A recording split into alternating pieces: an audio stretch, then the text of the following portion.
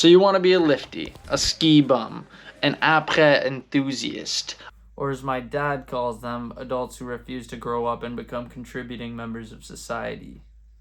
I will refer to y'all as seasonal workers. Y'all should be getting paid right now.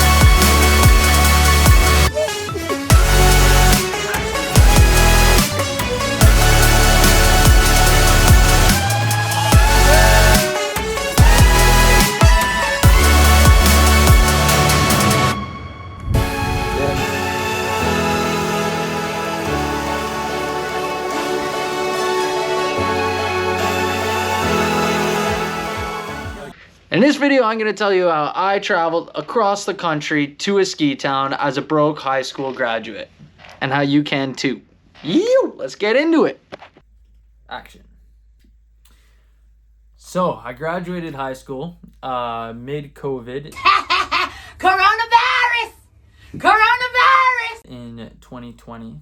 So, I wasn't able to pursue the career path that I wanted to right away.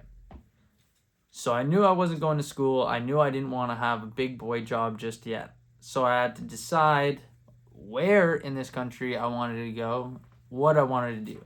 I knew I wanted to have fun, and I knew I wanted to see somewhere that was beyond imagination. So this brings me to step one. You got to choose your destination. You can go anywhere in this entire country or world, realistically. So choose something that you really want to go see, and a destination that allows you to be able to do stuff that you really wanted to do. You really want to find something that you're passionate about, something that you could do every day and that someone will pay you to do. For me, I realized that was skiing and snowboarding. So I moved to Big White in Kelowna, British Columbia, where I can work as a lifty and get paid to snowboard or ski every day. So I found the destination. Actually, it was by word of mouth. Coworkers that I was working with at the Smokin' Buddha here in my hometown, they suggested it because they had done seasons when they were in their early 20s, and they really enjoyed it. Just from the stories they told me, they had me hooked. Other ways you could find locations is Facebook groups, or just talking to other people online, or real life. Now, step two. You got to find yourself a job. How do you do that?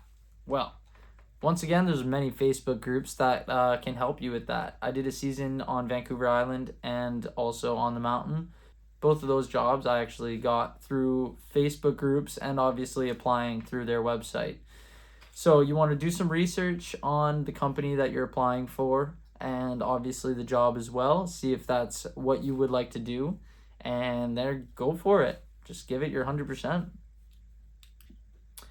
For your resume, you don't want it to give off too much of a professional vibe. You want your resume to show that you are eager to meet new like-minded people, that you're a real team player, and you're there for the experience and to learn more about yourself. That's kind of going to show your employer that you are willing to travel and meet new people, be put in new circumstances, but you still want to push yourself to achieve and help the team thrive. Step 3, find accommodations. Now, this a lot of the time is probably the hardest step to moving out or seasonal jobs. Many employers won't hire you until you already have accommodations, and many landlords won't get or won't sign a contract with you until you have a job. So it's kind of weird for that. So you got to find the right fit for you. Best place to find those kind of places would have to be Facebook, Kijiji, any sort of rental property website, and you're just going to want to message a lot of people that have a fitting situation for something for you. Now, with that being said, you are going to want to get a reference from your landlord or the person you're thinking about renting from. There's a lot of scams. I know a few people have been scammed by someone impersonating a landlord.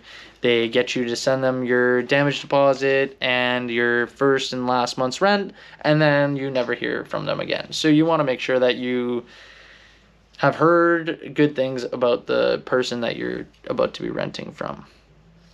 Okay, and now step 4. Step 4 is a big one. You got to book your plane, you got to pack your bags, and you got to say peace. That's pretty much it. Now, some of the questions that I had before moving out, something like, how much money should I have? Well, fortunately for me, I worked all throughout high school. I had multiple jobs, and I saved up a lot of that money. So I had roughly $6,000, which is more than enough, but this left me comfortable moving out, paying for my bags, my planes. I paid for my whole 6 months rent up front, and then I had virtually no expenses while I was there, and I could live basically a stress-free 6 months on the mountain. But on the other spectrum of things, I know many people who moved out to Big White with no more than a few $100s to their name, and they made out just fine. So it's really up to you how much stress you want to endure, how confident you are, and how fast you can get a job. At the same time, many of these ski resorts or seasonal jobs have little cash jobs on the side that are available. For example, I knew a lot of snow shovelers, which is great cash. They're making like $25-30 an hour cash. The only difference is, first of all, that depends on how much snow you get. Second of all, you got to wake up super early for those jobs. And third of all, you're living on a mountain praying for snow every day. So when you get a 30-centimeter dump of fresh powder, instead of going out riding, you got to go out working. And that, my friends, a lot of people are afraid because they can't ski, or they can't snowboard, or they can't surf. This was a little bit of fear of mine since I'd only skied East Coast ice. But after having moved out and, first of all, learning snowboarding while I was there, and also seeing that, first of all, there's a lot of people who have never touched a snowboard or skis in their life out there, but there's also super good programs for at least Big White.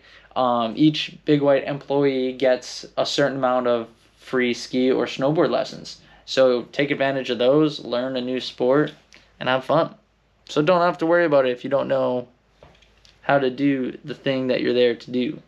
Oh, I don't know anyone. It's going to be so stressful. No, you don't know anyone. How freeing is that? Not a single person there has any knowledge of you or assumptions or anything. Who cares? It's good. I love that part. That's extremely freeing to me.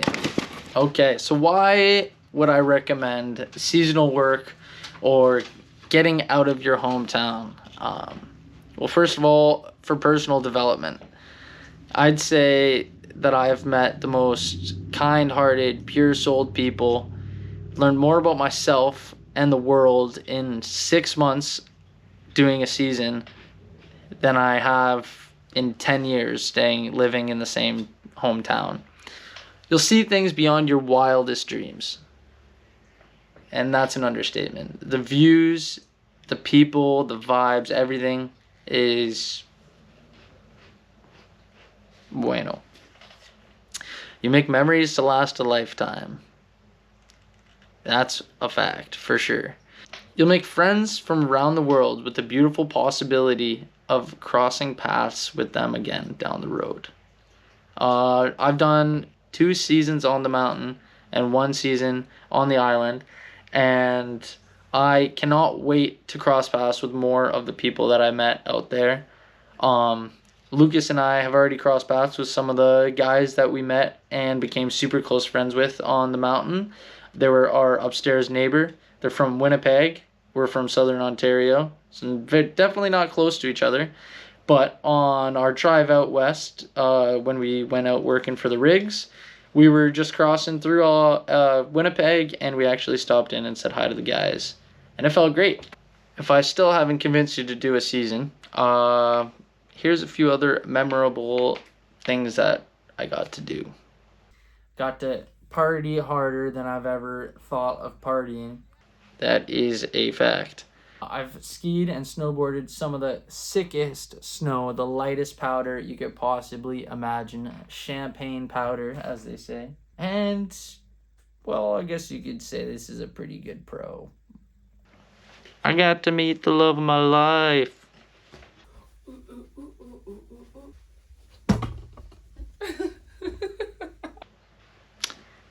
Yeah, all the way out west on a mountain in the middle of nowhere, I met a girl who is from 1 street over from where my dad lives. Pretty wild. And now she lives with me. There she is. Bye. Okay, quick recap. So you want to move out, you want to be a seasonal worker, you want to be a hippie, a vagabond, you want to be out there in the slopes, in the slumps. First thing you got to do is choose your destination. Where are you going? Are you staying in country, out of country? Do you need a visa? Do you not need a visa? Etc. Second of all, you choose your job. What do you want to do for work that will let you do what you want to do for fun while you're working? Surf instructor, or maybe just a surf shack worker, a lifty, ski patrol. Maybe you love the bar scene, you want to be a bartender or a server, etc. Now you got to find accommodations. Find somewhere to live where your job is easily accessible. Big White, where I was living, was ski in, ski out, super sick. Maybe you want to live super close to the village, super close to the bar, really close to the lifts, really close to the beach. Depends where you're at. Step 4, book your plane, pack your bags, and say your piece. How much money should you have? I would say $3,000 to $5,000 to be comfortable, to get everything done and still not have to ask mommy or daddy for money. But you could do it with however much your plane ticket really cost. I would say a couple $100 and you could be good to go. Don't worry about not being able to do the things that you're going out there to do, because you could always learn. It's the beautiful thing about being human. You can learn new things, new experiences, new activities, or new skills. And if you don't know anyone, good. That's the whole point. Enjoy.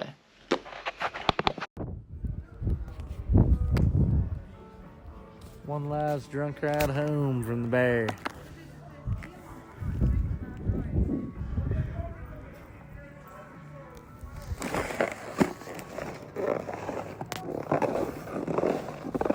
Peace out.